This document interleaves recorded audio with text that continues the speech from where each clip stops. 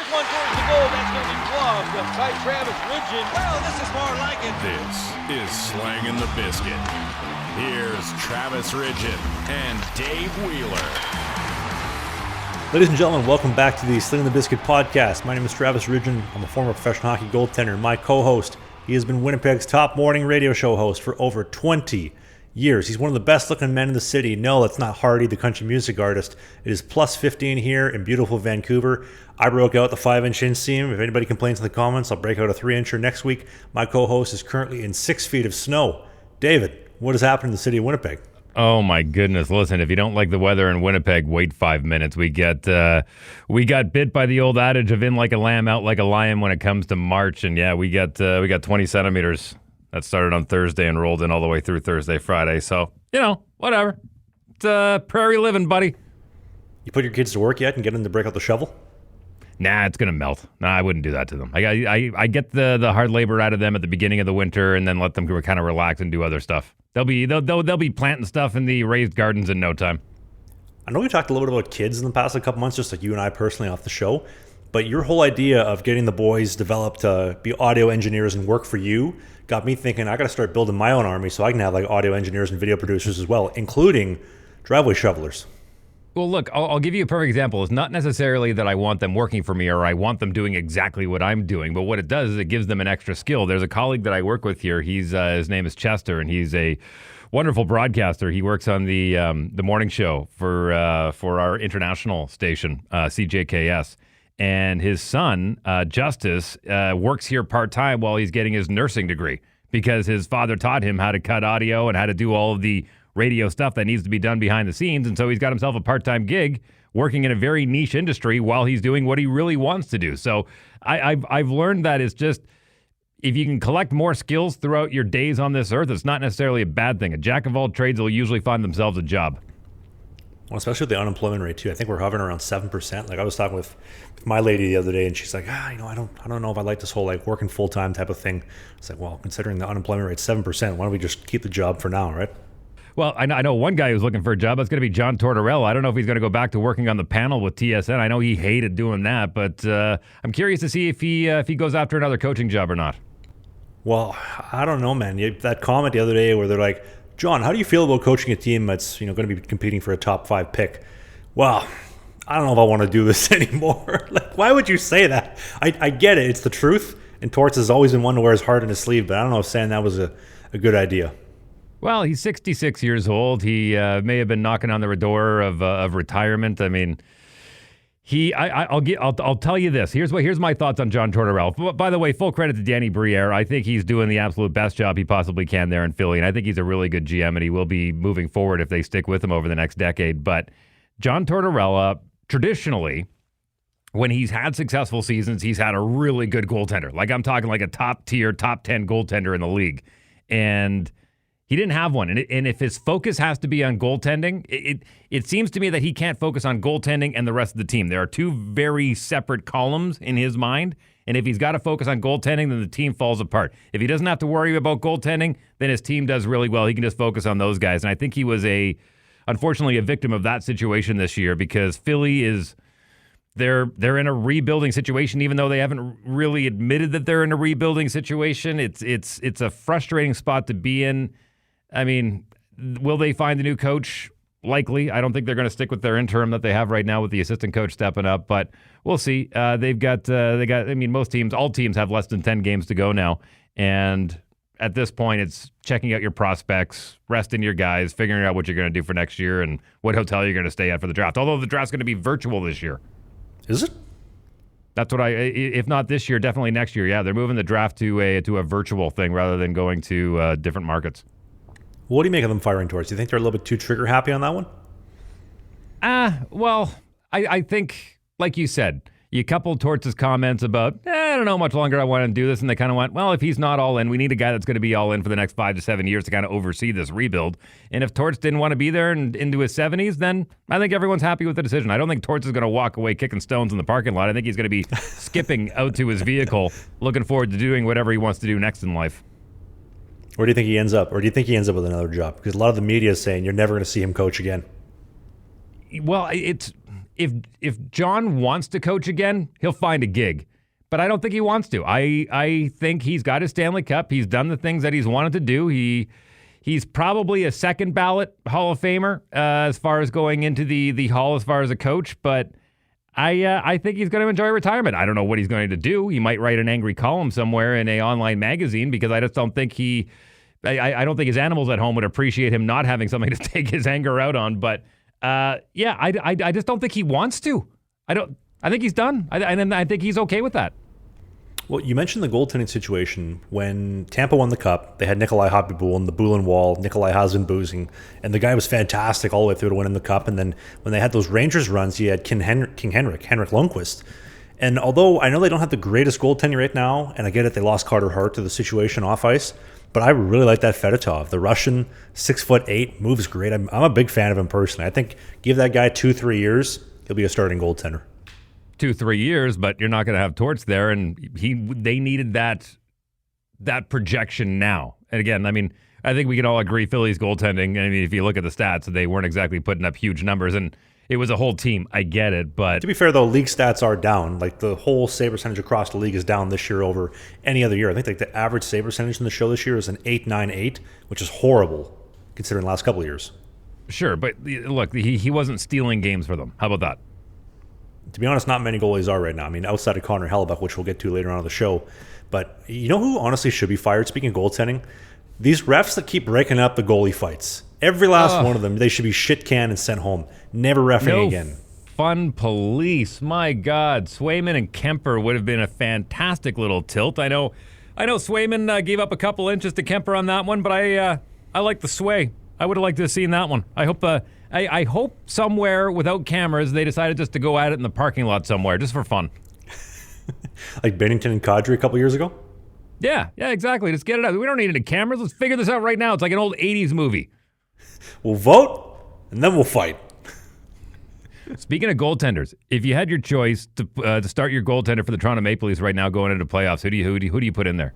You know, I'm going Stolarz. I don't have any faith in Wall, to be honest with you. I go Stolarz, and I'd ride him until the wheels fall off, and if something happens, I'd throw Muzz in there for the starter, get Stolarz out, and then have Wall be the backup the whole way through. I have zero faith in Wall. That's you thinking with your heart and not your brain once again. No. Stolarz is my guy. Ride him till the wheels fall off, and then I put the Cup champ as the starter if Stolarz comes out at some point. It's starting to creep up in my algorithm. A lot of the pundits saying, the Leafs haven't had goaltending like this since you go back to the Pat Quinn administration. What has he done? Does he have any experience in the playoffs? Who, Stolarz? Yeah. Well, he gave up a 7 spot against the Oilers last year in Florida. Right. So, there's that. So I don't know why they're putting all their eggs in that basket. Well, what's the saying Mike Tyson has? Everybody's got a plan until you get punched in the face. And you can have a great regular season, throw up a 925, win your games, get you into the dance, win the division for the third time in Leafs history. When game 1 starts, when everybody knows this is where the ship usually sinks, it's springtime. This is what they do. They're going to play Tampa, who they've lost to. They're going to play Florida, who they've lost to 2 playoffs in a row, I think. The Toronto Titanics, they look good until they hit the ice. Look, I had egg on my face last year after talking big about the Winnipeg Jets, and then Connor Hellebuyck went out there and somebody else infested his body a la Space Jam, and he had no idea what he was doing out there. I think it's going to be a different story this year, but you never know, man. Like you said, playoffs are a completely different season, and I know it's a bit of a cliche, but it's a completely different season. Well, what did Wayne Gretzky say? There was the exhibition season, the regular season, first round of the playoffs, 2 through 3, and the Cup final. You have 5 seasons in hockey, all completely different animals. I think that's another reason, and I know that some people put a lot of stock in this, other people don't, but the Western Conference, there's no arguing, have the tougher schedule when it comes to travel in the National Hockey League. I mean, you look at the Metro Division, I mean, they're sleeping in their own bed most nights, even after road games, which is fantastic, don't get me wrong. But the LA Kings, you look at them, they're an older team as far as an average age, and they've got a tough schedule. Winnipeg Jets have got a tough schedule. So the question lies, is that an advantage going into the playoffs where, your traveling is extensive? Is it just putting more miles on the plane when you get to that point? Or is it harder on the guys that are used to being in their own bed every night now having to go on road trips. Their schedule's completely changed. That, again, is part of the whole new season situation because you're going under different kind of duress. So there are so many variables in the equation of what happens in the playoffs, and we've seen the St. Louis Blues, an absolute underdog, go out and win the Stanley Cup one year. We've seen teams that have been the number one ranked President's Trophies getting bounced in the first round. We've seen goaltenders win the win the Vezina Trophy and then go out and lay an egg in the first round. So who knows, man? All you got to do is get in to the top 16, and we'll see what happens after that. And I think it's worth mentioning, too, the time zone change. If you're, let's say, like you're on the Pacific time, and then you're going to go play teams in the Central, I think you're maybe a little bit more of an advantage as opposed to the Central teams coming to the Pacific time, playing a little bit later. Obviously, it depends on the teams, but you mentioned age, Kings being older. You forgot to mention the oldest team on average in the National Hockey League. Do you know what team that is, Dave? Is it? Give me a hint. Is it a possible playoff team? I'll give you a vowel. Starts with E. Vowel starts with E. Is it the Oilers? Correct. Wow. Now, most of that is made up by their back end, though. The back end is the oldest. Now, let me give everybody a pop quiz here. Whether you're on the audio version, pull over when safe to do so, or in the video version, stop and listen. Dave, you included. What is older? The average D-man on the Oilers D pairing, or the average immigrant that we've immigrated over the last year, the 2.7 million of them in Canada the last year? I'm going with the back end of the Oilers. The immigrants, 47 years old is the average immigrant age in Canada. The Oilers D pair, 31 years old is the average age. I've got a buddy who's going to be actually recording a new comedy album coming up this week at Rumors Comedy Club, one of the most historic comedy clubs in Canada here in Winnipeg. And he's recording his new album on Tuesday and Wednesday night. His name's Jordan Wellwood. And he was on my radio show earlier this past week. And I said, give me a bit of a preview. What have you got? What do you got coming up in the new set? And he goes, well, I'm going to tackle immigration. I'm like, oh, doing a little politics. He's like, well, I think we can figure out, I know how we can get people to stop complaining about immigration. If we just bring in women, like don't bring any more dudes, just women. No one would complain. Especially the dudes. What kind of women? What kind of build? What kind of frame are we talking? Just the women. Women only. Bring them in. Guys can stay home. Could you imagine how that would go over? What is this, the Titanic? Right. Women and children first. And me. Pull your pants down. No, that's not a chick. Look, yeah, going back to the whole travel situation, I think it's not talked about as much once you get into the playoffs, but I remember vividly an old clip of Dougie Gilmore on Coach's Corner when Don Cherry was still employed by the CBC, and he looked like he had been in a fight. You know, he's got two black eyes. Didn't get punched, but he's got two black eyes. He looks run down, and that's just a guy that's been going mile after mile, getting on a plane, getting off a plane, practice, game. It takes a toll on the body, and I think the teams that have had an easier ride throughout the regular season of non-travel have a harder time with the travel, and I think the teams that have had a lot of travel throughout the season get tired of the travel. So did the two kind of cancel each other out by the time you get there? I don't know. If they're wearing sheath underwear, the travel will be a lot easier, right? Absolutely. Absolutely it would. Are you kidding me? Well, they're bamboo mesh. It's cooling. It's more comfortable than it's ever been before. And they're dual pouch technology. When you're going from Vancouver down to Florida, which should have been the Cup final last year if Demko didn't get injured, that whole commute could have been made a lot easier when your dick and your balls are not sticking to the side of your leg, peeling off the side of your leg like a piece of gum under a desk. Instead, enter Sheath Underwear. Underwear redefined for men. American-made, built, founded by a former member of the U.S. Marines, Robert. This guy's a real beauty. And right now, you can get the greatest pair of underwear money has ever bought when you go to the link in the video description at sheathunderwear.com. Use the code BISKIT69, BIZKIT 69 for 20% off. The best investment you'll ever make. What are you waiting for? Everybody's got underwear. We all wear it unless you're one of the Navy SEALs. And if you have underwear and it's got holes and it doesn't stretch back anymore, invest in something that's going to give you a better ROI. Your cost per wear goes significantly further with Sheath than the junk you're wearing right now. Invest in Sheath today. It's the only time, if all I'm wearing is underwear, it's the only time I want to get booed is if I'm bambooed. All right, why don't we transition here and I'll save us here. So Canucks, Senators, Canadians, and Flames, they're all in tight playoff race. Right now, the Habs and the Sens are in. Canucks are 3 points back. Flames are 4 points back. Why don't we start with the Canucks? Do you think they get in? 3 points back of St. Louis. If Pettersson can stay 85% productive, He's injured right now. if they can get him back anytime soon, I think they have a chance. Demko's going to have to put the team on his back, period. Like, it's going to have to be Demko stealing games. He's going to have to steal at least 70% of those games going down the stretch in order for them to get in. I like their chances. I know the fan base has already given up on them.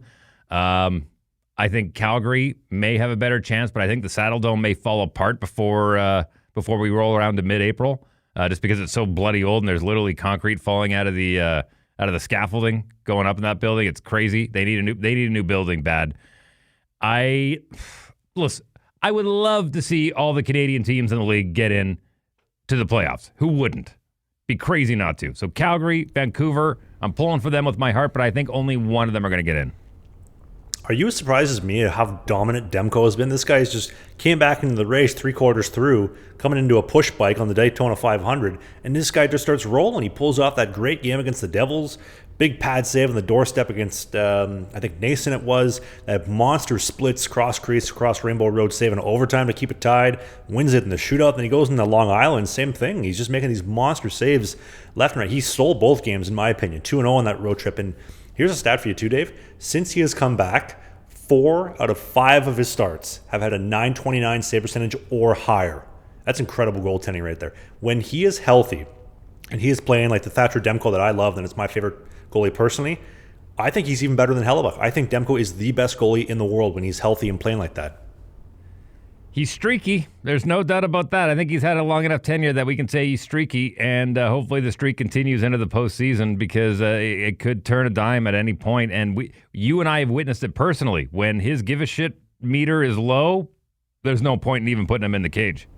But are you surprised, though, to see how dominant he was this past week? Surprised? No. I mean, he's always had the talent. He's always had the ability. It's nice seeing guys kind of get inspired by him playing so well and going, oh, okay, well, if he's going to stop the biscuit, I'll race it down the ice a little bit. When Quinn Hughes got clocked as the fastest player on the ice this year when he was streaking down the right wing there on that goal that he got, you can tell he's a little inspired by the play that's been happening behind him. Dude, I'm inspired. This guy's like my favorite goalie in the world. Makes me want to strap the pads on. I haven't put skates on since December. Makes me want to go out there and start playing goal again. By the way, don't you have a tournament coming up soon? Supposed to, waiting for the sponsors for the native tournament, and I think we switched reserves we're playing on. I think both of them are in Portage la Prairie now, so hopefully those go through, which means I have to get back on the ice sometime soon and get sharp for that.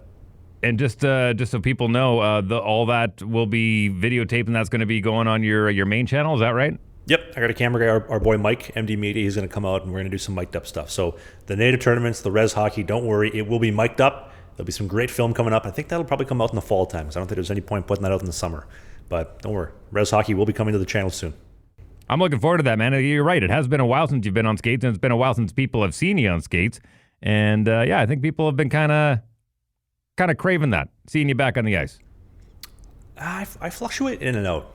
I miss it a lot. I miss being in the locker room. I miss the day-to-day grind. I miss the morning skates 4 or 5 days a week and the travel, and then trying to crack the lineup. And then maybe I do crack the lineup, and then the couple times that I have played in my illustrious cup of coffee pro career, like playing at home, making saves, having the crowd go nuts, even for like a small little save. I love that stuff. And then you meet the fans after the game. Thank you so much for coming. Thank you for spending your hard-earned money to come watch us play. Just such a privilege. And I know it's like cliche stuff, but I really do miss that aspect of playing minor pro hockey. But I think for my own mental well-being, I think it's just better if I just kind of come to terms with it, let it go, and we move on to the next chapter of life. But don't keep that gear too far away. Kind of like the phone call we had on the voicemail a couple of weeks ago, where the guy's like, I don't even know if I should go out. I want to go out. Oh, dude, he messaged me the other day. He went to his skate. Sent me a video of him making saves. I said, dude, you know what? If you get confidence like that to go skate when you're scared to go skate, get your gear off. Go talk to some chicks upstairs in the upper deck. I bet you they'll love that. Hey, I just put the pads on today. You happen to watch me doing some backside pushes? What are you doing later tonight? You want to go for coffee? That's how you do it. One of my favorite quotes of all time, and you can, I heard it when it came to golf, but you can insert it into any facet of life, but it's about confidence. And when you have confidence, you feel like it'll never go away. And then when you lose it, you feel like you'll never get it back. It's one of those funny things. And so when you have it, ride it. I don't know if you can relate this back to your radio career, because I know you've been doing this for almost longer than I've been alive, but it's so weird. You talk about confidence, and if I had to pinpoint the most confident time in my entire pro career, it was probably the time that I spent in Mississippi, the very short time. Like, my confidence was building throughout that season, despite the adversity and the hiccups and the lack of opportunity I was getting. And I mean, even that night in Whitfield, when they tagged me for 8 goals, probably one of the better games I've played, believe it or not. Like, I felt fantastic. Like, confidence just wasn't going away anytime soon. And then you fast forward to now, where it's like, I still have that confidence, but maybe not to that same level. Oh, the comments are going to eat you up on that one. Let in 8 goals and felt good about it. Well, okay, remember last year at the playoffs, or after the playoffs, when Hellebuyck was giving up 7 goals a game for, I think, 5 games in a row, and he said, I was playing the best hockey of my career. That resonated with me, because I felt that. Although I don't play at the NHL level, obviously, you can still be playing the best game of your life. You need the team to support you. And when I'm playing for the Mississippi Pee Wee Sea Wolves, where I'm getting like no defense to help me out here, it's like, okay, guys, I'll make the first 5 saves. I get 60 shots in 40 minutes. I got it, guys. Don't worry. Speaking of Connor Hellebuyck, I know he's got a lot of conversation in the halls right now about being a possible Hart winner, and he's up against Neon Leon of the Edmonton Oilers. If you have a vote in that trophy, who are you putting it to? I want to see the 5th goalie in NHL history win a Hart. No doubt about it. Dominic Hasek has 2. I want Helly to have 1. I think Helly gets it because the Winnipeg Jets aren't in the conversation for the President's Trophy without Connor Hellebuyck. The Edmonton Oilers are fighting for a playoff spot without Neon Leon, and they're fighting for a play. It's funny. I say fighting a playoff spot, and I know the Oilers Nation are going to go nuts for, what do you mean they're fighting for a play? Have they clinched yet? Nope. They sure haven't. Well, they're only 4 points away from getting bounced out of the playoffs. Not even making it. So they're still in a fight. I know they're top 3 in their division right now. I get it, but a couple of bad bounces here or there, and I know Dry's going to be healthy. I know Kane's going to be healthy, and I know McJesus is going to be healthy by the time they get to the playoffs, but they could use those guys in the lineup sooner than later. It's not like you've already clinched and you're resting guys to make sure they're ready for playoffs. So I don't think Leon Draitsaitl he's not the heart and soul of that team, and that's what the Hart Trophy is are you the heart and soul of that team? And could that team do what they did without you? I think the Edmonton Oilers probably could have. I don't think the Winnipeg Jets could do that without Connor Hellebuyck. Well, and I also feel like the people that vote on the Hart Trophy don't actually understand how difficult it is to be a goaltender, let alone to be a goaltender at the professional level, let alone to be the best goaltender in the world and do what Hellebuyck does when I think the stat was like 35 out of his 55 starts this season. Of those, 930 save percentage or more. This guy is elite, and especially when the average save percentage in the show this year has been 898. 30 points lower than what he's putting up. Like, how does that not make you appreciate what he's doing? He's doing something that's unheard of. When all goaltenders play, as you've mentioned, Dave, has dropped this year. In the past couple of years, he just continues to elevate. How do you not give him the Hart Trophy for being that dominant and that important? Like, I think the Jets are in a lottery position without him. Would you not agree? Well, you got to look a little deeper than that. I think the big stat that is overlooked that the Winnipeg Jets are doing, and they're head and shoulders above everybody, is their goal differential. That's the big one for me. I've seen goaltenders on average teams have really good save percentages. Maybe not a great goals against average, but a really good save percentage because they're getting 50 shots a game. So I mean I'm not going to say it's nuanced, but you can make an argument. But when it comes to the goal differential, the Jets are scoring the goals. They're scoring enough goals to have a Jeff Skinner in net. You know what I mean? You mean Stuart Skinner? Stuart Skinner. Pardon me. Not Jeff. Same team, wrong Skinner. But the fact that the goal differential is so big, that's the stat that really stands out to me as far as what Connor Hellebuyck has done. Well, you and Theo Vaughn are the 2 biggest Jets fans out there, I think, right now. You see that clip the other day? That? We got Theo Vaughn. We got the kicker Pat McAfee, a big Jet fan of last year. He's like, I gotta go to Winnipeg to see a Jet game. I'm telling you, man. I love the fact that Theo Vaughn is jumping on board. He's a Southern redneck that doesn't know a heck of a lot about hockey. But who did he say he met that he fell in love with the Jets? Josh Morrissey. So he was in the Full Send podcast, and Kyle asked him, he's like, what do you think of hockey? He's like, oh, yeah, man, I love the Winnipeg Jets. I'm like their biggest fan. He's like, oh, really? How long have you been watching hockey and the Jets for? Last night, I met Josh Morrissey. Cool dude. Sweet logo. I said, you know what? I'm the biggest Jets fan out there now. What a beauty. Yep, I agree. Listen, Theo, happy to have you on board. Plenty of spot. Whiteout party kicks off in mid-April. Looking forward to having you down. We'll roll out the red carpet for you. Pat McAfee, you can come too. Bring your entire crew. Come experience the party downtown on Portage and Donald, all the way around Canada Life Center. It's like nothing you've ever experienced. I know you've been to all the college games. I know you've never experienced anything like you will at a Winnipeg Jets whiteout playoff game. I promise you. Come on down and experience a Jets playoff game, the Winnipeg whiteout with the two most popular men in the city of Winnipeg. What do you say, fellas? No, I'm telling you, that's a good time, man. That's a good time. By the way, it felt, I don't know why, but it felt different. There was something, it wasn't a playoff game, but it was best in the East versus best in the West this past Tuesday night with the Capitals at Canada Life Center. And I don't know what it was. There was just a buzz about the city. There was the fact that Ovi was in town. He's chasing Gretzky's record. Jets go to overtime. They win the game. I don't know what it was, but there was just this. Everyone kind of walked around with their shoulders back a little bit more. Like it was a good feeling in Winnipeg after that win. It felt good. Jets clinched a playoff spot with that. Caps had already punched their ticket. I don't know, man. There was just a really electric feel in the streets of Winnipeg the next morning. You think it's spring in the air? I don't know if you noticed that too. Like in Winnipeg, right around this time of year, when the Jets specifically are doing well, they're going to the playoffs. There's something in the air this time of year. Oh, 100%, man. There's nothing better. There's nothing better than playoff time. I know this is going to sound really weird, but the fact that the Jets have punched their playoff ticket now, everyone kind of goes, oh, okay, we're good. But there's part of me that kind of misses playing the old math game like, all right, if we win these two games, we're probably going to lose this one, but we need these teams to lose against these. There is fun. If you're in that really tight playoff race, like you're on the bubble, there's a fun in that stress of being a fan and playing the numbers and trying to figure, okay, ChatGPT, run me down the possibilities. There is something fun about that. And that's kind of your playoffs because the odds of you going deep, if you do make it, the odds of you going deep are very low. So you kind of treat that no different than fantasy hockey players or fantasy football players. When it comes down to that point of season where you're doing the math, trying to figure out how you're going to get in, there is something that I am going to miss about that. But I will I will take punching the playoff ticket 12 games or 10 games or 11 games before the season's done any day of the week.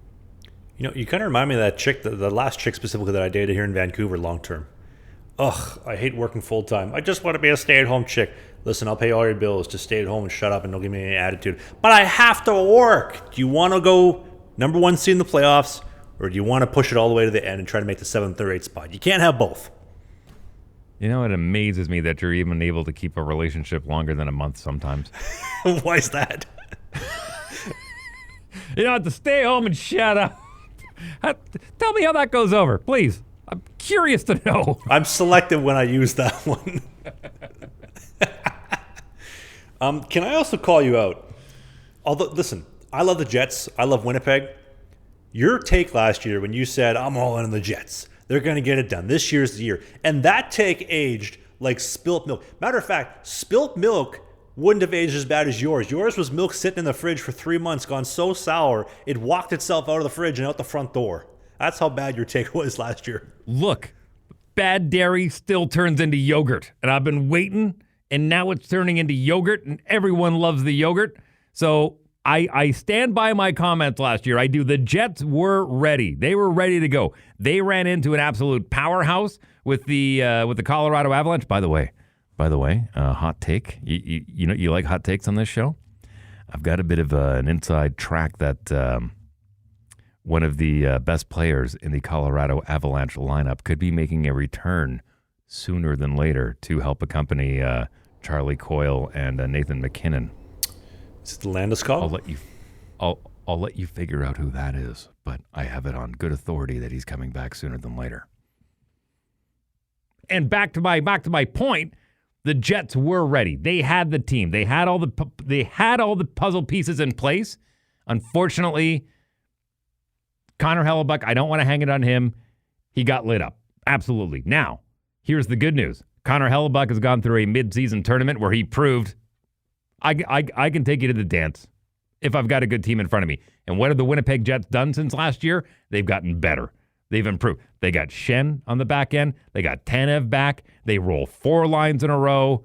I'm telling you, man, I'm going to say it again. The The cream always rises to the top. Doesn't matter if it's been in the fridge for months. Watch out. Theo, we got Theo Vaughn on board. We got Pat McAfee on board. You got Dave Wheeler on board. I've said it before. I'll say it again. Canada's best chance of getting the mug north of the border lies in the Winnipeg Jets this year. Just watch next year, folks. That yogurt's going to turn to ricotta cheese. It's still good. Somebody will still eat it. Kind of like my last chick I was dating. You know what? In all seriousness, though, ricotta. Stay home and shut up. Back in the kitchen with you. In all seriousness, speaking of the kitchen, ricotta cheese is super underrated. A little bit of that on your lasagna or scrambled eggs, that goes hard in the paint. Telling you, man. Speaking of pasta, did you see who was filling his time making some homemade pasta at home while he's on the IR? Connor McCheeses. Connor McPesto. Telling you, the guy's a man of many talents. Hops in the ice bath. Gets harassed by strangers at the liquor store and is completely unfazed. Makes pasta. You see him sheeting that pasta. I don't know if Lauren's been teaching him. He's been doing some type of like cooking class, but he looks like a seasoned pro right there. Okay, well, look, go a little deeper. As a guy who has actually taken culinary arts at Red River College, and you know your way around a kitchen, go ahead and give him a rating. How did he do? Well, it looked like and I'll put the video in the video version of the show. If you're in the audio version of the show, he's got like your typical Williams Sonoma like pasta machine, and he's worked the pasta. It looks good. It looks like it might be like some type of like sun-dried tomato pasta, I'm assuming, and he's working it through the sheeter, and typically you put it through the sheeter in the thickest setting and then slowly work your way down and go like 10, 5, 3, 1 to get it like thin. Obviously, depending on the thickness, it depends on what kind of pasta you're making. It looked like he was going past 1. It looked pretty good. Looked like he knew what he was doing, or at least he'd done it once or twice before. I don't know if maybe Lauren took 5 or 6 takes because she was the one filming him, but pasta looked good. I would. I know I'd never get the invite because they'd be afraid of Dave, my co-host, sleeping on their driveway, their heated driveway, I might add. But I'd love to come for some pasta at the Mcdavid household. Absolutely. Look, I once upon a time dessert. I did. I'll bring dessert. I'll bring the milk. Ricotta cheese for the pasta. Can I also mention too? I said this last year, and I'll say it again. The Jets need to bring back the 1.0 Jets jerseys, the white ones, the last jersey they ever wore in the Winnipeg Arena. Bring that back, match the Winnipeg whiteout, tell whoever's the visiting team, listen, you didn't win the President's Trophy, you don't have home ice advantage, suck it. We're wearing the white jersey, shut up and get back in the kitchen, and just rock that 1.0 Jets jersey. I love that look. What a beautiful, the greatest jersey of all time in NHL history. Maybe that and the like 1.0 Thrasher jersey. Is there a rule in the NHL that you have to wear your primary logo and colors during the playoffs? Because I don't see a lot of their marketing jerseys or their third jerseys or whatever you want to call them. You don't see a lot of those in playoffs. Somebody wore a third last year. I'm trying to think of who it was. Was it the Flyers? Somebody wore a third jersey. I can't remember exactly who it was. Maybe it was the Bruins. Somebody said we're going to wear them. So it's been done before. Might have even been the Islanders too. I don't know. They've had so many jerseys the last couple of years. It's hard to keep track of which one's first, which one's third, which one's special. But I'd love to. Would you agree? Would you love to see that jersey come back?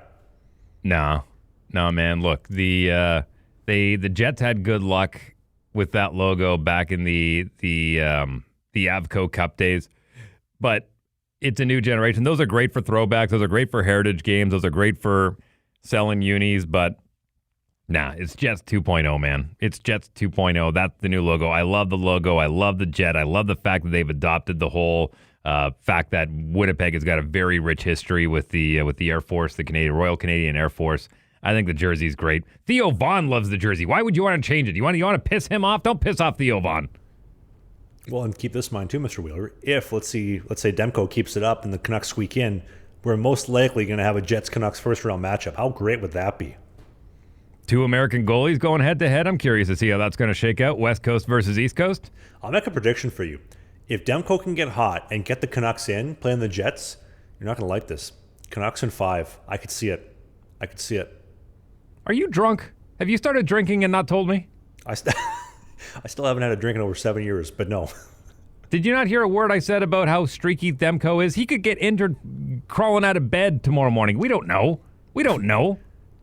Honestly, that could happen. The check engine light comes on. Oh, he's out 3 weeks. But like you said, he's streaky. He's like a box of chocolates. You don't know what you're going to get. And he could just as easily turn it on for the next 3 months and knock the Jets off, gas them in 5 games. You never know with that guy. He is so talented, and again, my favorite guy in the whole world to watch when he's healthy. If we get Vancouver in the first round, I pray we get 3 feet of snow when they come here for the first time. I pray we do, because he will hate it, and his give a shit meter will go bonk down to the bottom. I pray it snows. I could see you sneaking into the Delta Winnipeg, pulling the fire alarm at 2 p.m. for their afternoon naps. Man, do they do that anymore? I used to love it when fans would find out where the teams were staying. They did that last year in the Cup final. Oilers and Panthers. When they stay outside of the hotel and they blow air horns and they blow their car horns and everything. I think that's great. I love that. They did it too. I think it was the Oilers and Jets in the 21 Scamdemic playoffs, and then Bruins and Panthers 2 years ago when the Panthers were in Boston. Somebody pulled the fire alarm for Game 7 during their afternoon nap, and the Panthers came and won. It's amazing they didn't freeze those people's bank accounts. It wasn't in Canada, don't worry. We'll save it for later. We're at a very important time in Canadian history right now. We'll save all the politics for the end of the show. Don't worry, outside of my couple of immigrant comments here and there. Speaking of uniforms, I want to... do you remember when the NHL changed all their uniform mandates because of Ovechkin back in like the mid-2020s or 2010s? I don't want to blame Ovechkin for that one. A lot of other leagues have done it because, when you have your outfitter as your official sponsor, they want to make sure it presents well, obviously. So they got to make sure that, all right, so it's got to be 2 inches below the knee, and it's got to be 3 inches above the top of the skate. I totally get it. Ovi loved having the skate laces dangling out as far as his belt that he wore for his pants. He loved having the shielded visor. Gretzky liked having the one tuck. Every player has their little idiosyncratic routines when it comes to the way they feel and the way they get dressed. But if you're a league, you want your teams to look uniform. If you're going into battle, no different than the military, you want your guys to look uniform. You want to make sure that you are a team, not an individual. You never put an individual above in front of the team or above the team. And I think it makes a lot of sense. It takes away from the personality of the game. I understand that argument, but you're going in as a team. Well, do you remember the elbow pads too? I remember he'd roll the jerseys up. You see the elbow pads. You have that nasty jersey tuck, and he still does it in warm-ups now, but he has to put the jersey strap on in warm-ups. But the half-tinted visor, yellow laces, the skate lace dangling all the way from his pants down, like you mentioned. Like this dude literally showed up to National League games with enough swag to choke out a pimp. And then the NHL said, nope, kiboshed all of it. No more like the rolls. You know how old school gloves had like big rolls down to here, and then Ovi's was like down to here. They said, nope, got to keep them up now. Yeah, no, like I said, it's the league wants it to look uniform. They want it to look sharp. They want fans to go, oh, that looks good. Hey, yeah, when people are paying big gobs and gobs amount of money to make sure that their material and their stuff looks good, But that doesn't make any line. sense though. Like, have you been seeing any of the Hurricanes or the Sharks games the last little bit? Oh, you're going after the buckets, I can tell. Yeah.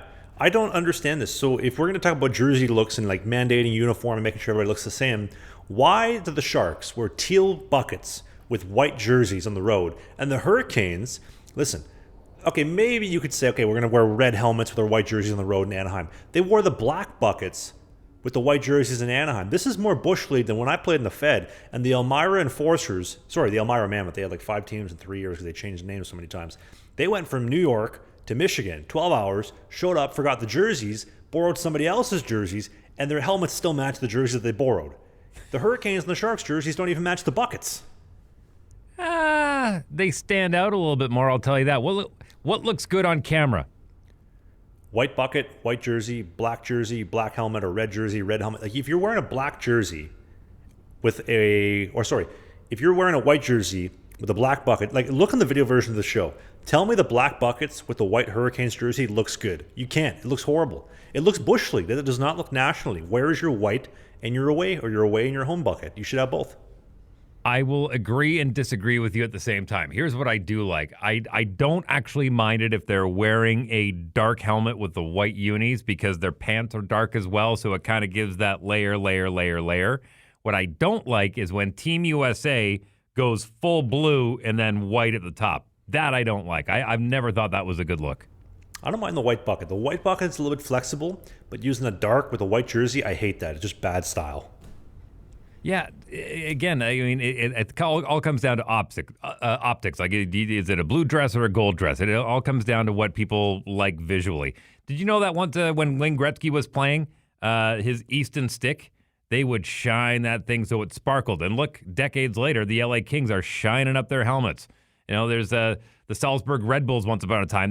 Their helmets look like that oily kind of metal where, depending on where it was in the light, it would just gleam in a different color.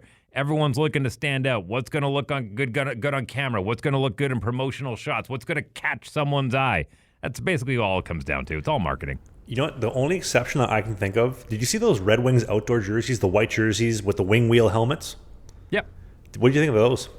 Well, I like them for a one-off. I don't know if I like, I mean, if you go over to European hockey, they've got logos of businesses and, you know, even the Spengler Cup, and they've got all the different vehicles and Renault everywhere all over their helmets.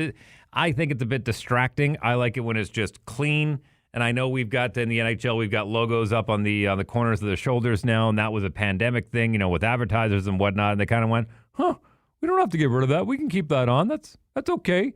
There's more and more advertising showing up. I mean, you're borderline looking at a NASCAR. You know, at this point, you might as well just get them face tattoos with whatever, you know, M&M or Reese's Pieces or whoever's going to sponsor them. I don't know. It's just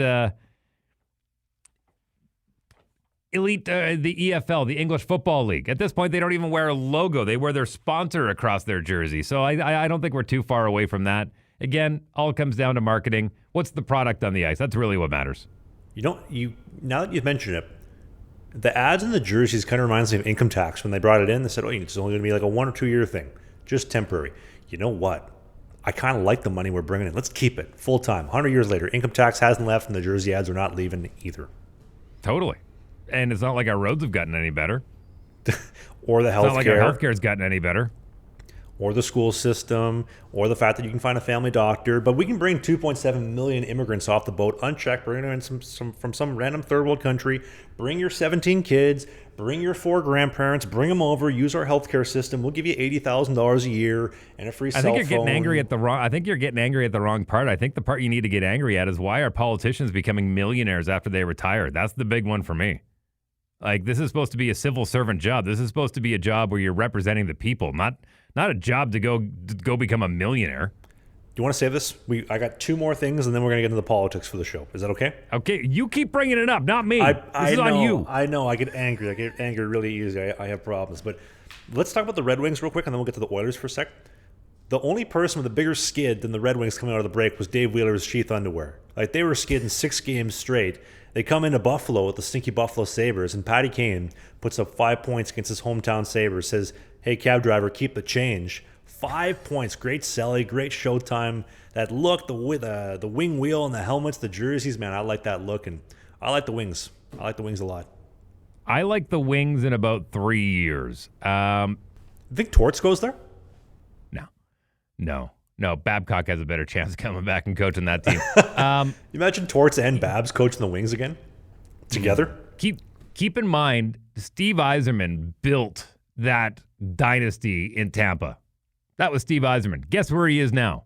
Detroit. Guess where Tampa was before he got there? Outside of their cup with Andrew Chuck, they didn't do a whole lot until they won their next ones. Give Stevie Y some time. Give him some time. 3 years. They're going to be competing for a cup again. Do you think Calgary gets in? By the way, I forgot to mention that. They're 4 points out back of the Blues.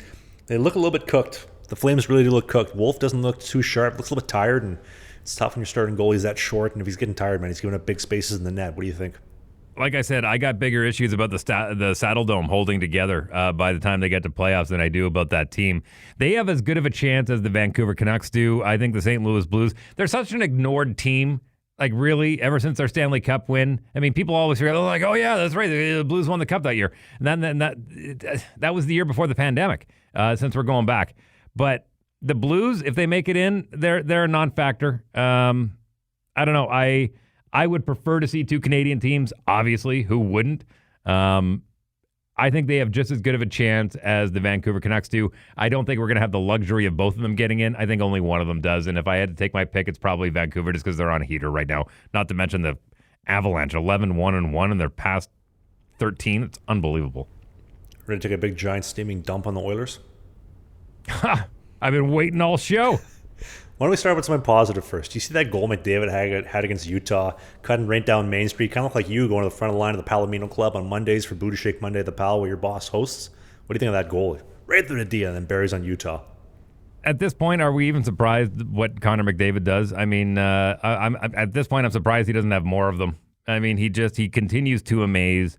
I think if he gets into the playoffs, once he gets healthy, what you've seen this year out of Connor McDavid, and I'll be honest with you, and he kind of showed glimpses of it last year. He's like, go ahead, Leon, go win the scoring title. Go ahead, Leon, get all the goals. Go ahead, Skinner. Go ahead, Kane, whoever. Do all the things. I will do all the little things that nobody will notice. The odd time, if I get an opportunity, sure, I'm going to streak down. I'm going to score when I can, but I'm going to be he is more of a Selke candidate. He's closer to what Sergei Fedorov did in the second half of his career. He's figuring it out a little bit quicker, where he's like, yeah, I can score goals. Yeah, I can set up guys. But if I can defend as well, then I'm the complete package. And I think he's realized that, and that just goes to show his hockey IQ. He's figured that out. He's been a lot quicker on the uptake than a lot of guys who get that Selke later on in their career. He's the best all-around player in the game, period. There's not a single hockey podcast on the planet that has championed that the Oilers need a better goaltender or need to do something to address the situation the past 2 years. True or false, Mr. Wheeler? I think everyone is just afraid to say it out loud because they hang their hat on the McDavid and the Leon Draitsaitl and then the Nugent Hopkins who have been there forever, that they just go, goaltending doesn't matter. Well, we won't talk about it. Everyone knows it's okay. They score more goals than they let in, so it's fine. I think because you being a goaltender and recognizing it and me being a curmudgeon, that I will not relent on the fact that the Edmonton Oilers every single year have had an opportunity to get themselves a world-class goaltender, and they've passed it up, instead taking the best player available in the draft rather than taking what the team needs. And I've been clear on that for the past decade. You will not believe this, Dave. If you thought the goaltending situation was bad and universally accepted, you know Pizza 73, the Alberta pizza joint? Of course. They have decided for the next 3 months they are going to rebrand and rename themselves as Pizza 74 in support of Stuart Skinner. He wears number 74, their Pizza 73, now Pizza 74. And they're going to try to champion this guy and hope that by renaming their pizza joint, it'll spark some better play for him going into the playoffs. If that doesn't tell you that we're in a bit of a nightmare situation with the Oilers goaltending, I don't know what does. Well, they better start using Swiss cheese because there's going to be a lot of holes in that marketing campaign. And I'll tell you what, if you're ordering Pizza 73 anywhere in the Edmonton, Strathcona, Sherwood, Park, Fort Saskatchewan, anywhere in that area, depending on the night, your pizza might not show up. Just saying. You better make sure that you're cooking food and you're ordering the pizza as well because it may not get there. Did I ever tell you the time, side note for a sec, when I was 4 years old, I gave away the Thanksgiving turkey. My mom had to order pizza. Did I tell you about that or no? God, you goalies are weird. Go. What do you got? So I was 4 years old, and my parents had like Siberian Huskies, so we had like 3 Huskies. And so picture, I'm not 6'5", I'm like 6 inches tall. I'm like, wow, I must have been like 3 years old maybe. And so my mom's dethawing the turkey, pulls it out of the fridge, puts it on the counter, getting ready to roast it up for Thanksgiving Day. And then as my mom leaves, there's the Siberian Huskies outside. And so I grabbed the turkey, and I walked outside, and I flung it off the back deck, and then gave it to the Huskies. My mom comes back, she's like, where's the turkey? Doggy. You gave the turkey to the dogs? Yeah, there's the carcass in the middle of the yard. Frank, order pizza! Was the turkey cooked or uncooked? Oh, it was raw. Okay. Whew. Thank God, because I don't think your Siberian Huskies would have survived if it was cooked. Dogs, for the record, can eat an animal, especially poultry, no problem if it's raw or if it's alive. The second it gets cooked, they're likely to rip their tracheas apart with those bones that get hard once they get boiled or cooked. Okay, good to know. Back to some bad news. Some Stuart Skinner stats. Stuart Skinner, this guy is literally slower than diarrhea in January in the middle of Edmonton winter. This guy, 26th 26 of 32 NHL starting goaltenders as far as save percentage goes. Only 50 goalies in the course of NHL history since the league was founded in 1930. 1917, have a worse save percentage than him in the playoffs. He has the most games played of all 50. This guy is above and beyond the worst playoff goalie to ever exist in the city of Edmonton. Great mustache, great style, sick flow, great style on the ice. Not the guy for the job. If you are not concerned, we called it. You needed to upgrade the goaltending at the deadline. You didn't. You live by the sword, die by the sword, go sit in the bed you made, and just watch. It's going to be a second round exit by the Jets or the Canucks. Yeah, I'm really curious to see how the playoff map shapes up. And I know we had a conversation in the past couple of weeks about the whole reform of going back to 1 versus 8, 2 versus 7, so forth and so on. But man, that's it's really interesting to see who the Jets are going to get in that first round, because obviously they're head and shoulders above everybody in the West, so they're going to get that second wild card team. So that could be any of 5 teams, maybe even 6 teams. They could end up with a Wild. You never know. I said you need to get a goaltender, and they did listen. They listened a week ago. Instead, they went from making me say WTF to saying WEF. They brought Mark Carney down, goaltender, now for the Edmonton Oilers from morning skate. Do you see this, Dave? Do you see this? Yeah, it's hard not to. It showed up everywhere. My goodness. You'd think they had actually signed him to a PTO. Even Spittin' Chicklets, the biggest sellouts in all of hockey podcasts, and these guys will sell booze to your kids. If your kid had no hands, they try to sell them some gloves. Even they said, what are you doing? Bringing out this guy from the World Economic Forum, the unelected Prime Minister of Canada. You bring him out. Listen, he went to the Oilers game. He's a Canadian citizen, we think. He bought tickets. He brought a security team. They pay for their tickets. Cool. Come sit at the game. Don't care. Anybody's allowed to go enjoy the game. You invited him to the rink for morning skate. You gave him a custom jersey, and he went on the ice. He couldn't even skate or hit the net. Guys rolling around in goalie skates, giving Ryan Nugent-Hopkins passes for morning skate. Like, what are you guys doing? You guys basically endorsed Mark Carney by having him come to your morning skate. And you got to think, they told Connor, hey, Connor, what do you think? Yeah, Lauren said to vote NDP or Liberal, so yeah, I guess we can bring Mark Carney down. What is going... I hope you guys missed the playoffs. I hope Connor and Leon ask for trades in the summer. I hope the team folds and moves to Saskatoon. I hope the Flames make the playoffs and you don't. I hate the Oilers. I'm sorry, I blacked out. I missed all that. What happened? What do you think? Well, I think he could have picked any one of those Canadian teams to do that with. And, the easy answer would have been to go do it with the Ottawa Senators. But the fact that it was the Edmonton Oilers, again, I said it earlier in the show, a lot of the stuff comes down to marketing. He's playing to the sensibility and the love of the Edmonton Oilers and Central Alberta, and that's what he was doing. He happened to be there. Oh, I happen to be a former hockey goalie. I'm big hockey. You guys got room for me? Of course, Mr. Prime Minister, whether they did it begrudgingly or not. Of course, Mr. Prime Minister, you're more than welcome to come down. Great photo op for them. Are you kidding me? The Oilers' social media got a boost. The PM's Twitter account got a boost. It was a win-win for everybody, regardless if you agreed with it or not. I don't think anybody wins. I think you alienated half the audience because you've said it. The NHL teams try to appeal to everybody. So now your conservatives out in Edmonton, where they actually dig the oil, are not going to be coming to the games. They're like, I've had enough with this stuff. I've had enough of the lunacy going on in Canada. And the Oilers are supporting the nut job that's running this stuff, who's Trudeau 2.0. You don't think there was a couple of jokes about him stepping out on the ice going, oh, every time he takes a stride, there's a 25% carbon tax on that? I was just hoping he put the pads on, somebody could shoot at him. Oh, no, there's not a chance that's happening. Are you kidding me? What do you think the security team would do? Oh, you know what? It's funny. I learned this years ago when Stephen Harper was prime minister and he came to a Jets game.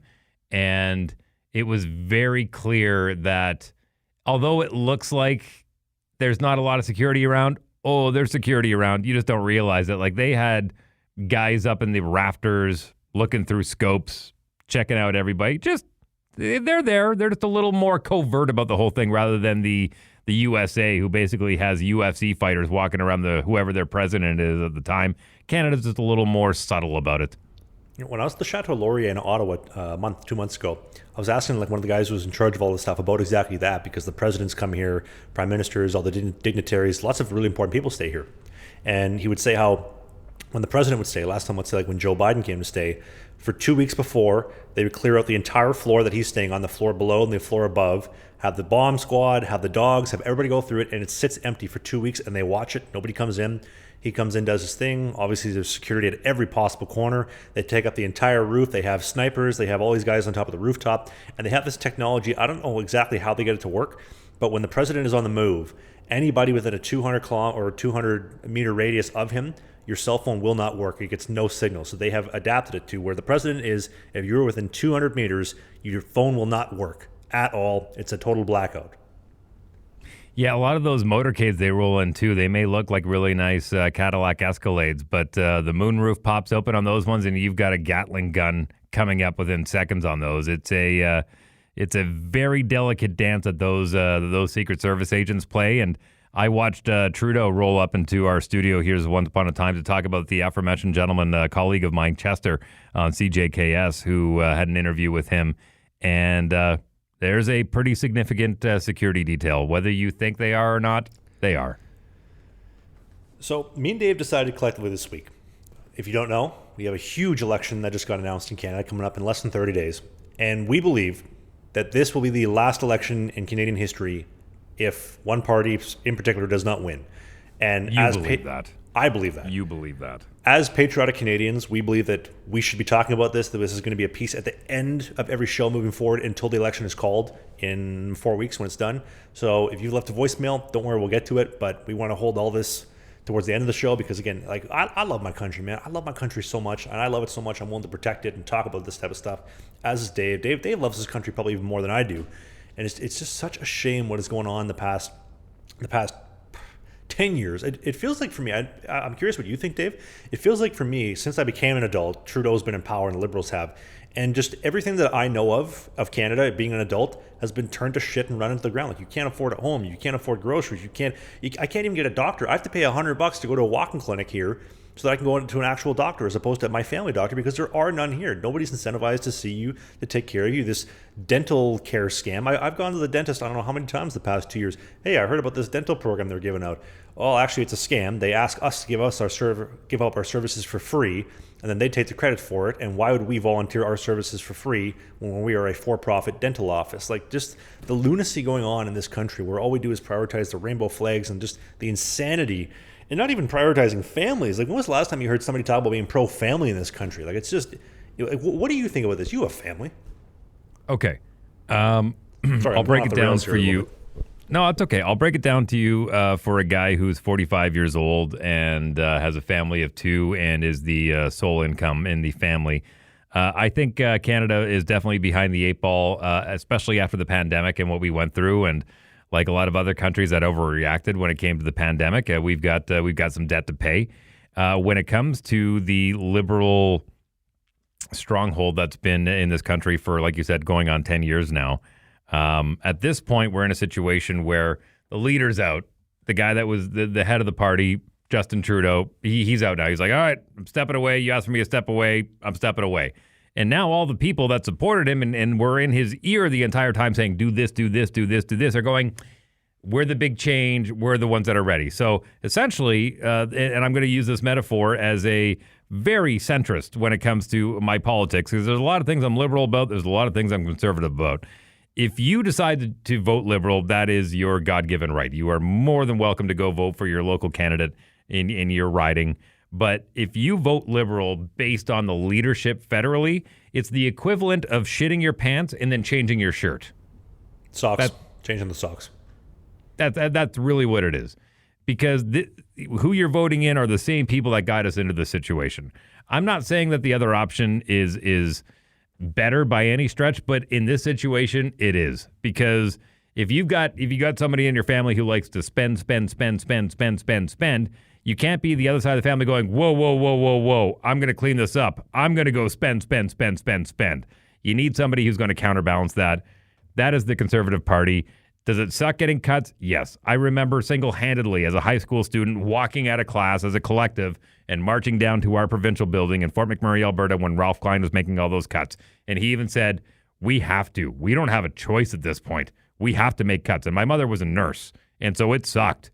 But he said, once we get over this hump, I'll refund everything. Things will get better. And he was right. So you kind of have to trust the process. The Conservatives are the ones that are fiscally responsible. When it comes to the other side, we've done enough spending over the past 10 years. It hasn't gotten us a whole lot further ahead. We need to go into cleanup mode. At this point, spending more is not going to help. Is it going to suck? Absolutely. Regardless of who you vote in now, it's going to suck. We are going into a suck era when it comes to finances. But do you want the party that's going to be a little more transparent and say, here's what we're doing. We're paying off debt. We can't be in debt anymore. Or do you want the ones that are going to get you even further into debt and have you live that illusion of everything's fine, everything's fine. And that's when things really crumble. And that's when you're in complete disarray. I mean, we're bad right now. Our dollar is terrible. It's just under 70 cents. It's the worst it's been in a long time. It's going to float there for the next 3-4 years probably, but it will get better. But you got to clean up your bedroom before you invite somebody over. I mean, does it not feel like a repeat of what they're doing, what they tried to do in the States? Like, I don't see the red guys at all talking about what they want to do to fix Canada. They just keep talking about how basically winning a popularity contest, and they have the entire media honeymoon of like, oh, ignore what your eyes say. This is the next savior. Everything's so great. I told Dave this before we started recording today. So I'm going to go to Pierre's rally here in Surrey today, later tonight after we finish recording the show, because I'm kind of curious to see what it's all about and also to ask questions, because when he does rallies, you get to ask questions. And the one that I wanted to ask him, hopefully I'll make sure you're rolling tape when you do, by the way. It'll be great content for the show. Oh, trust me, I'm bringing my chick. I'm going to make sure she's got the camera going. I'm curious to see what he says, but I want to ask him about pro-family. Because, I mean, people ask about economy and Trudeau and whatnot. I've never heard anybody talk about being pro-family in the sense of my roommate, when I played in Sweden, he was from Hungary, and he talked about when you have 3 kids in Hungary, you have income tax, but when you have a 4th, you have 0 income tax, as long as it's the same father, same mother. 4th kid, no income tax. Imagine saving $20,000, $30,000, $40,000 a year on income tax just by having a 4th kid, which is the definition of being pro-family. You're encouraging people to have more kids. And I saw a stat the other day that every North American or every Canadian woman is producing 1.3 kids, which is barely enough to sustain the population, because obviously you're going to have some women that don't, and then obviously considering the death rate.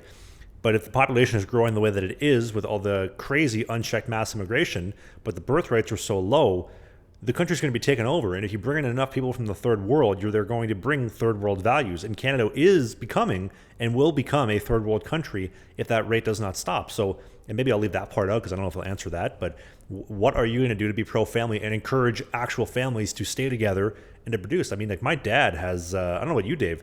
My dad has, I think, 7 or 8 siblings, and then his dad had like 12. And now you look, I mean, you got 2 boys. I know you've talked about loving to have 5, 6, 7, 8 if you had met Candace earlier, but there's no big families anymore because nobody can afford to do it. There are big families. Absolutely, there are big families. They're just, they're more rural for the most part because, it takes a lot of hands to run a property or an acreage or a farm, whatever you're running. It's not like they don't exist anymore, but what you're seeing it more is you're seeing it in a lot more of these countries that are immigrating into Canada. There are factions of people in this world who believe that they are going to take over this world by overpopulation. There's nobody's been able to figure out the algorithm quite yet on how to do this planet properly. But in the meantime, we're all just kind of rats in the race when it comes to it. So again, I don't have the answer. I don't have the solution on how to fix any of this. If I can give you any advice, when you do go in and ask these questions, ask the question instead of telling him what he should do and then asking the question of, are you going to do this? Present a problem and then ask how it's going to be fixed. Do you think I should mention I want to have a big family. I don't want to have 1 or 2 kids like most families do. Like the average birth rate is 1.3 kids per woman in Canada. I want to have 3, 4, 5. If it was affordable, I would absolutely do that. What are you going to do policy-wise to help me accomplish that goal? Is that a good question to ask? Great question. I'll tell you an absolute true story, and I'll leave the names out. But back when I was making the big money in radio, when I was making NHL minimum doing radio, my wife was a stay-at-home mom. My 2 boys, they were young. We were nurturing that. The fact that we had my wife staying at home and nurturing the family and being that traditional household, we were very proud of that. And the fact that my wife was not getting a check from the government, I thought was quite insulting when everyone else was getting this. And so my local member of parliament had first Sunday of every month, she had a coffee at her local coffee shop in our riding. And I went and I spoke with her, and I sat down, and everyone had a turn, and there was people there and whatnot, and everyone had a turn. And I sat down and I asked the question. I said, here I am working very hard to provide for my family, and my wife is not getting a check. And she looked at me and she goes, well, that's what you get for making too much money. That was her answer. To be fair, though, sorry, go ahead. Oh, that basically she told me that's your punishment for working so hard that you do not get paid from the government. We've talked about it off the show, but if I was to try to accomplish what you've accomplished family-wise, it would be almost impossible today, starting at the age that I am, just based off the affordability, right? Nah, nothing's impossible. Not impossible, but significantly more difficult, right? Sure. You're behind the eight ball to start. I totally get it, yeah. So what are you as a politician going to do to help me? So I don't know. It'll be interesting to report to you next week. We're in person next week as well, too. So we'll have a couple of good shows. And the voicemail will return. Don't worry. Keep your voicemail calls coming in. There's a link in the description to call in. And we'll get you back in the future. But in the next 4 weeks, this is like the most important 4 weeks in Canadian history. If the Conservatives don't win, it may not be perfect, but there will not be another fair election. There will not be a future candidate if they do not win, and we are Don't be done. a fear monger. They were there. They were saying that down in the U.S. Look, people have been saying that for decades. We have a system in place. It's not going anywhere. They've tried to reform it.